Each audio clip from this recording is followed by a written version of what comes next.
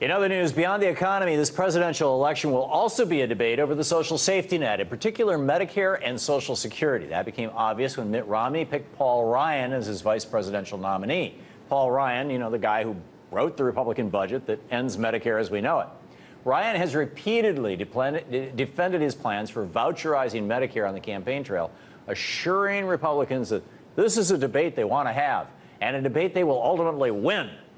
But Ryan's been a little less vocal about his plans to privatize Social Security, which was a major initiative by George W. Bush, even though he ultimately failed when he tried it in 2005.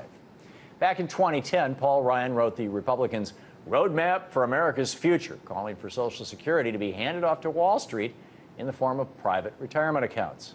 While President Obama has been more than willing to hammer Mitt Romney and Paul Ryan over Medicare, he's been oddly quiet about Social Security. And that may be because he has his own skeletons in the closet when it comes to Social Security. After all, the president has thrown support behind the Simpson-Bowles deficit reduction plans, which call for cuts to Social Security. So can progressives who are trying to defend Social Security at all costs trust the president, or the Democratic Party for that matter, to not take a knife to it?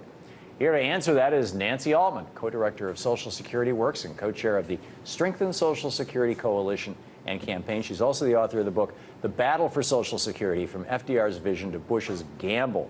Nancy, welcome. Thank you so much for having me. Yeah, that was a big gamble on George Bush's part, wasn't it? Well, it was a double entendre because it would also be the gamble of the stock market. Oh, so yeah. It was two kinds of gamble, and he lost. Well, back in '99, he had told his biographer, Mickey Herskowitz, that if he became president, he was going to have a war in Iraq to get enough political capital to privatize Social Security. And he did, and he tried, and it didn't quite work. Let's talk about Simpson-Bowles. Simpson-Bowles. Everybody, this makes me crazy in the media when people talk about the Simpson-Bowles Commission recommendation.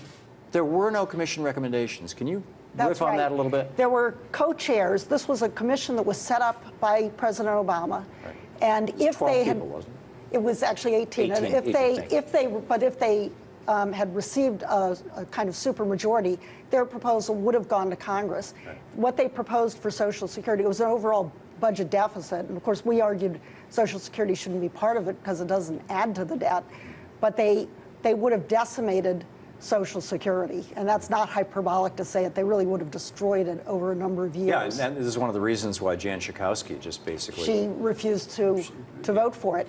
The president and other leading Democrats have very obliquely praised the Bowles-Simpson proposal. Well, after the whole larger suggestion set imploded, Mr. Simpson and Mr. Bowles said, well, okay, here's our unofficial suggestion. That's correct. Was that identical to the original proposal, or was that different? So it was identical? Yes. So when people talk about Simpson-Bowles, they're actually talking about Simpson-Bowles. And it's very destructive to Social Security, and too many Democrats have talked about it very favorably. Now, in the meantime, the president has suggested just lifting the cap on people with income over $250,000 for Social Security. I mean, people who make over $110,000 pay zero in Social Security taxes on that income. Isn't that a repudiation of Simpson-Bowles? I mean, shouldn't that encourage us? Yeah, well, he said that during the election of 2008. It was very popular with the American people. Poll after poll shows it. But something happens when people get to Washington, and there's a kind of, in an effort to compromise, you have candidate Romney, as you showed earlier on the show, talking about Social Security as kind of a government handout. It's not. It's an earned benefit. Those benefits should not be cut. The Democrats should be strong about saying no cuts, but President Obama has not yet drawn that line in the sand, and that's what we're looking for. That's fascinating, because this is an election year, too. Yes. And you would expect that he would, particularly now that Mitt Romney has basically thrown, I mean, you know, that 47%, half of them are senior citizens who are, you know, on the dole, I guess, the dole being the Social Security money that they paid in for 20, 30, 40 years. Why doesn't Obama pick that up? That's an easy one. Well, his Vice President Biden, said, I flat out guarantee we're not going to cut Social Security. And we cheered. We would like to hear the president say that. We want to make sure that's the president's position. Could this be like Biden's gay marriage position? Could he be kind of leading the president, do you think? We are hoping that's the case. But immediately after that, They again said, we're not going to slash benefits. And of course, if you say you're not going to slash them, that's in the eye of the beholder.